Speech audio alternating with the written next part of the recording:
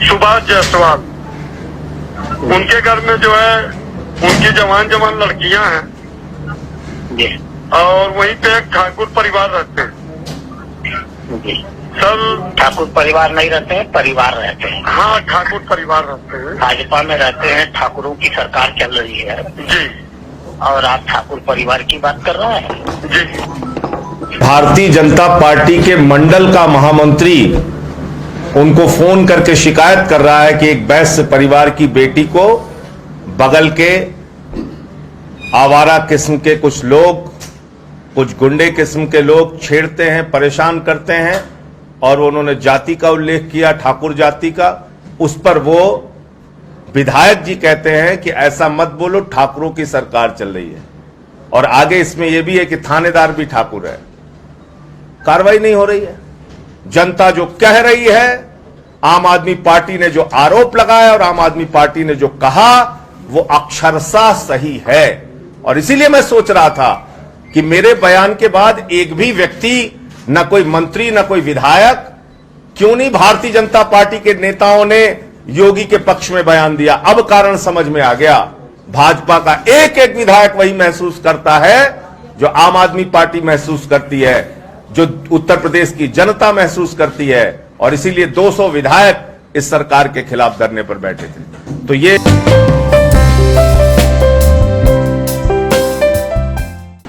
आज मैं बहुत ही चौंकाने वाला तथ्य आपके सामने रखने जा रहा हूं। और पिछले दिनों उत्तर प्रदेश की जनता की जो आवाज थी, उत्तर प्रदेश की जनता ने जो महसूस किया और जो आवाज लगाई योगी सरकार के खिलाफ, अब कोई और नहीं, किसी और के प्रमाण की आवश्यकता नहीं है, बल्कि खुद जहां पर योगी जी निवास करते हैं उस गोरखपुर के क्षेत्र के विधायक राधा मोहन दास अग्रवाल जी ने वही सारे आरोप लगाए हैं जो आरोप उत्तर प्रदेश की जनता योगी सरकार की कार्यप्रणाली के ऊपर लगा रही है। और ये बहुत चौंकाने और हैरान करने वाली बात है कि भारतीय जनता पार्टी के विधायक, एक ईमानदार छवि के विधायक राधा मोहन दास अग्रवाल जी अपनी बेबसी का इजहार कर रहे हैं, अपना दुख व्यक्त कर रहे हैं कि कैसे वो एक विधायक होते हुए भी, सत्ता पक्ष के विधायक होते हुए भी अपने वैश्य समाज की एक बेटी की मदद नहीं कर पा रहे हैं। और खुलेआम इस बात को कह रहे हैं कि भाई देखो, उत्तर प्रदेश में ठाकुरों का राज चल रहा है, तुमको न्याय नहीं मिल पाएगा। आम आदमी पार्टी ने एसटीएफ को स्पेशल टास्क फोर्स को स्पेशल ठाकुर फोर्स कहा तो योगी जी नाराज हो गए, योगी जी बौखला गए। उन्होंने मेरे खिलाफ 9-9, 10-10 एफआईआर कर दी। आज क्या योगी जी राधा मोहन दास अग्रवाल जी के खिलाफ एफआईआर करेंगे क्या? आज उनके क्षेत्र के बीजेपी के विधायक वही आरोप लगा रहे हैं और कह रहे हैं कि उत्तर प्रदेश की पुलिस वो ठाकुरों के खिलाफ कार्रवाई नहीं करती, अपराध होने के बावजूद। मैं ऐसा मानता हूं और आम आदमी पार्टी ऐसा मानती है कि अपराधी की कोई जाति नहीं होती, भ्रष्टाचारी की कोई जाति नहीं होती। अगर कोई भ्रष्टाचारी है, अपराधी है, आपका सगा संबंधी भी है, आपका भाई भी है, तो उसके खिलाफ कार्रवाई होनी चाहिए। मैंने एक फिल्म देखी थी, शक्ति, और उस फिल्म का एक दृश्य है जिसमें अपनी वर्दी का फर्ज निभाने के लिए दिलीप कुमार के बेटे जो अमिताभ बच्चन बने थे उस फिल्म में, उनको गोली मार देते हैं। और आज योगी के राज में एक फिल्म चल रही है जिस फिल्म के अंदर जाति देख के अपराधियों को छोड़ा जा रहा है और उनके ऊपर कार्रवाई की जा रही है। यानी अगर ठाकुर जाति के हैं तो कार्रवाई नहीं होगी अपराध होने के बावजूद। ये कौन सी मानसिकता है आपकी? और ये कोई मैं नहीं कह रहा हूं, अभी आप सुनिएगा बहुत ध्यान से और विस्तार से। ये बातें भारतीय जनता पार्टी के विधायक राधा मोहन दास अग्रवाल जी कर रहे हैं। योगी जी, क्या आप राधा मोहन दास अग्रवाल जी के खिलाफ 10 मुकदमे लिखोगे? क्या उनके खिलाफ भी कार्रवाई करोगे कि उन्होंने आपको सच का आईना दिखाने की कोशिश की, उन्होंने सच्चाई बताने का काम किया? क्या इसके लिए उनके खिलाफ भी आप कार्रवाई करेंगे क्या योगी जी? तो जो बात आम आदमी पार्टी ने कही थी, आज वो बात भारतीय जनता पार्टी के विधायक कर रहे हैं। भारतीय जनता पार्टी के विधायकों में जबरदस्त आक्रोश है, गुस्सा है, नाराजगी है, रोष है। भारतीय जनता पार्टी के कार्यकर्ताओं में गुस्सा और नाराजगी है। उनकी थानेदार नहीं सुनता, उनकी तहसीलदार नहीं सुनता, उनकी डीएम एसपी के यहां सुनवाई नहीं होती, उनकी घोर उपेक्षा की जा रही है। योगी जी, आप ठाकुरों के नेता हैं, ठाकुरों के लिए काम करना चाहते हैं, कीजिए, लेकिन 94% उत्तर प्रदेश की जनता की उपेक्षा मत कीजिए। वो चाहे फिर ब्राह्मण हो, वो चाहे वैश्य समाज के लोग हों, वो चाहे फिर राजभर हो, यादव हो, लोध हो, कुर्मी हो, गुजर हो, जाट हो, जाटव हो, सोनकर हो, वाल्मीकि हो, निषाद हो, बिंद हो, पाल हो, किसी जाति के मन में यह भाव नहीं आना चाहिए कि आपकी सरकार एक जाति की सरकार चल रही है। आज राम के राज्य की आप बात करते हैं, प्रभु श्री राम ने तो उनको तो केवट ने नैया से नदी पार कराई। प्रभु श्री राम को निषाद राज ने उनका साथ दिया, नल ने, नील ने, सुग्रीव ने, भालुओं ने, बानरों ने उनकी सेना में शामिल होकर रावण का नाश किया प्रभु श्री राम ने। यह राम का आदर्श था। और अगर आप राम राज्य की बात कह के 94% जनता की उपेक्षा करते हैं तो ये सीधे सीधे अपने फर्ज के साथ, अपनी जिम्मेदारी के साथ और अपने पद के साथ आप गुनाह कर रहे हैं। मैं इसलिए योगी जी आपसे कहना चाहता हूं कि कम से कम अपने विधायक की पीड़ा को, अपने क्षेत्र के विधायक की, भारतीय जनता पार्टी के विधायक की, सत्ता पक्ष के विधायक की पीड़ा को आप सुनिए। मैं आपके माध्यम से वो पीड़ा योगी जी तक पहुंचाना चाहता हूं। इसको जरा गंभीरता से सुनिएगा। और क्या कुछ कहा है, ये है राधा मोहन दास अग्रवाल जी की आवाज। मैं चतुर्भुज प्रसाद बोल रहा हूँ, are Nagar Bharatiya Janata party का मंडल महामंत्री। विधायक जी, जरा आपसे एक रिक्वेस्ट था, एक काम था। अपने विधायक से क्यों नहीं बताते? नहीं, गोरखनाथ क्षेत्र का मामला, इसलिए विधायक जी आपको जो है फोन करना पड़ा। बताइए। गोरखनाथ क्षेत्र का मामला, नगर में हमारे रमेश जायसवाल जी हमारे भैया हैं। रामनगर में गोरखनाथ के पीछे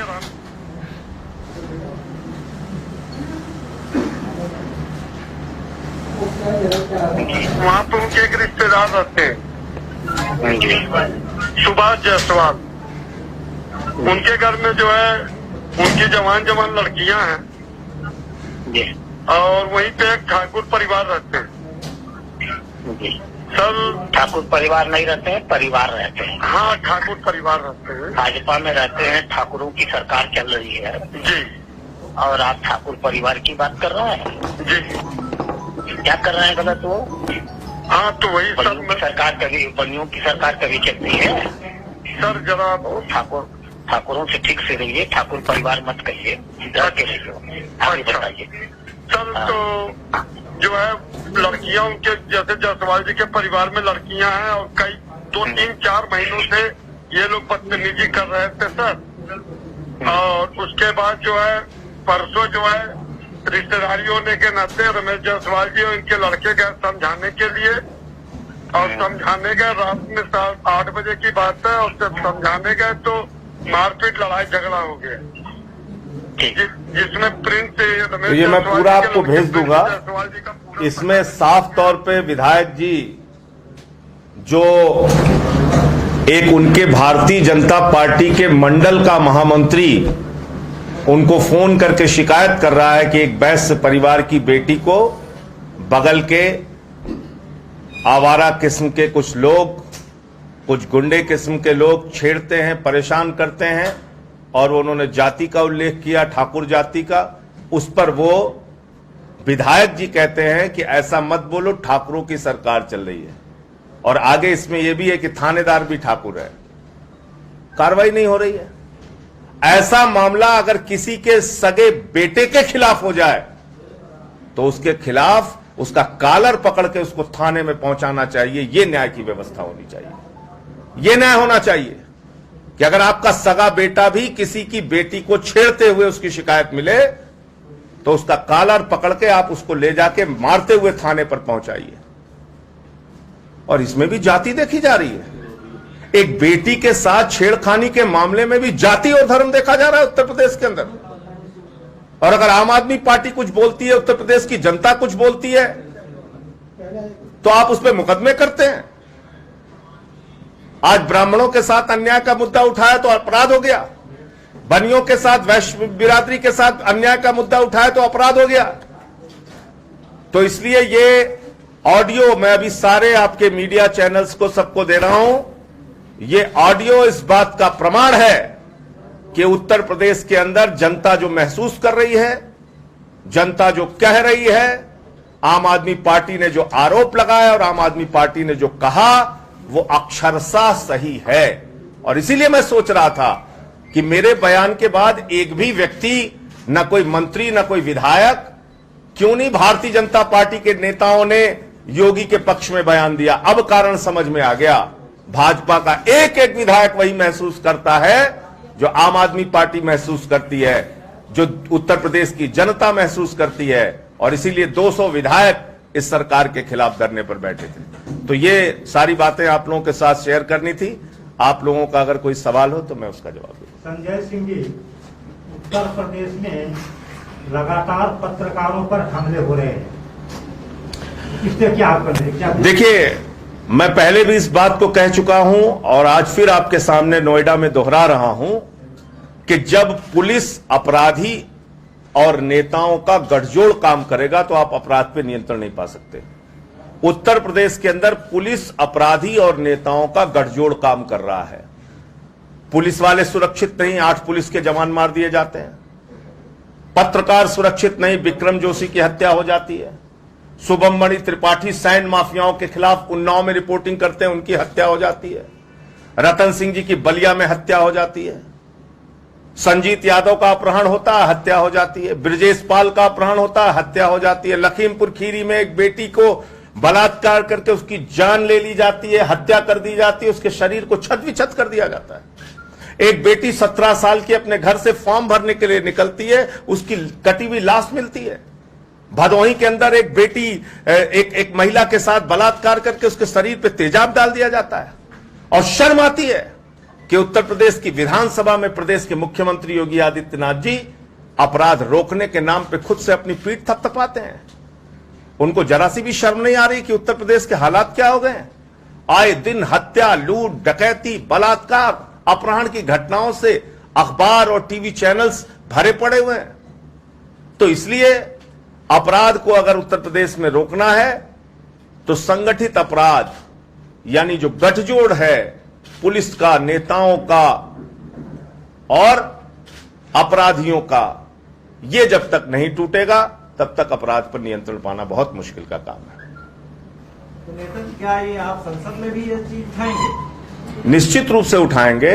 और मैंने तो अभी अपने सभापति महोदय को उत्तर प्रदेश की सारी स्थिति के बारे में जानकारी दी है। मैं राज्यसभा का सदस्य हूं, काउंसिल ऑफ स्टेट्स उसको कहते हैं, राज्यों की सभा, जहां पे राज्यों के मुद्दे उठाए जाते हैं। और ये मेरी जिम्मेदारी एक संसद सदस्य के तौर पे कि राज्यों के जो हालात कोरोना के टाइम में है, कोरोना क्राइम की स्थिति जो है, उसको देश की पार्लियामेंट में उठाऊं। और मेरे कर्तव्यों का निर्वहन करने से मुझे रोका गया, जो मेरा संवैधानिक दायित्व है, जो मेरा लोकतांत्रिक दायित्व है इस देश के अंदर, उससे मुझे रोका गया। FIR दर्ज करा के, मुकदमे लिखवा के, सच बोलने के लिए मेरा गला, सच का गला दबाने की कोशिश करके। लेकिन मैं इनकी बंदर घुड़कियों से बिल्कुल डरने वाला नहीं हूं। और अब आप मेरी बात तो छोड़ दीजिए, जो बात मैंने कही थी वो बात मैंने आपको सुना दिया। ये भारतीय जनता पार्टी के एक ईमानदार विधायक राधा मोहन दास अग्रवाल जी कह रहे हैं। मैं मानता हूं अपराधी की कोई जाति नहीं होती, अपराधी अपराधी होता है। अगर उत्तर प्रदेश में योगी के राज में अपराधियों को भी जाति के चश्मे से देखा जा रहा है तो इससे ज्यादा दुर्भाग्यपूर्ण कोई नहीं हो सकता।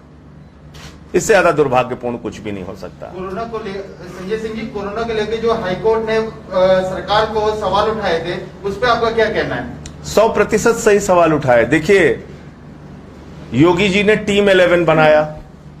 31 मई को उन्होंने कहा कि 1.5 लाख बेड का इंतजाम उत्तर प्रदेश में हो गया है। कहां गया आपके 1.5 लाख बेड?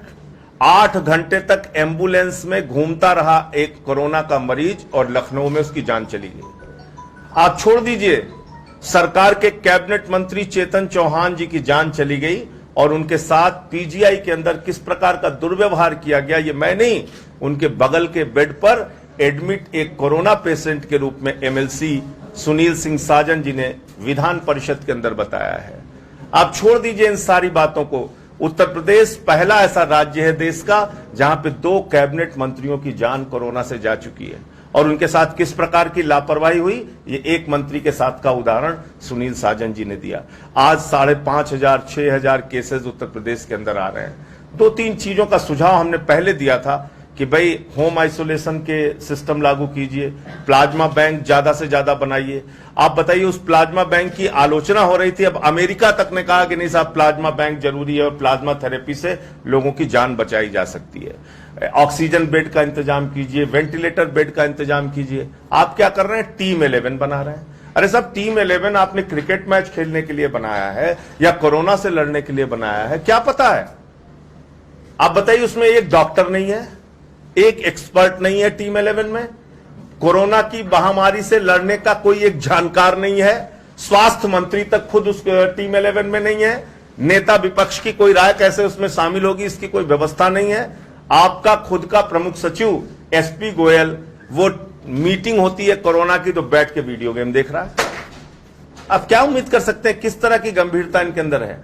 तो इसलिए मैं निवेदन करूंगा, अभी से भी योगी जी से अनुरोध करूंगा, विनती करूंगा कि आप योगी जी अपना अहंकार छोड़िए, अपनी जिद छोड़िए। जो कुछ भी बेहतर काम हमने दिल्ली में करके दिखाया है, दिल्ली का जो अपना एक मॉडल है केजरीवाल का मॉडल, वो प्लाज्मा बैंक का मॉडल हो, ऑक्सीजन बेड का मॉडल हो, या फिर वेंटिलेटर बेड के इंतजाम की बात हो, या फिर होम आइसोलेशन की बात हो, ये सारे सिस्टम का अध्ययन कराइए। हमारी सरकार, केजरीवाल जी पूरी तरह से सहयोग करेंगे। आप उसको यूपी के अंदर भी लागू कीजिए, लोगों की जान बचाइए। अभी हम ऑक्सीमीटर का कैंपेन पूरे प्रदेश में चला रहे हैं, बहुत बड़े पैमाने पे। नोएडा में भी हमारे साथी उस कैंपेन को चला रहे हैं। भूपेंद्र जी हैं, AK सिंह जी हैं, हरदीप जी हैं, हमारे सारे साथी इस अभियान को यहाँ पे चला रहे हैं। तो कुल मिला के अभी जो मौजूदा स्थिति है कोरोना पे, क्राइम पे, वो सारी बातें आप लोगों से मैंने की।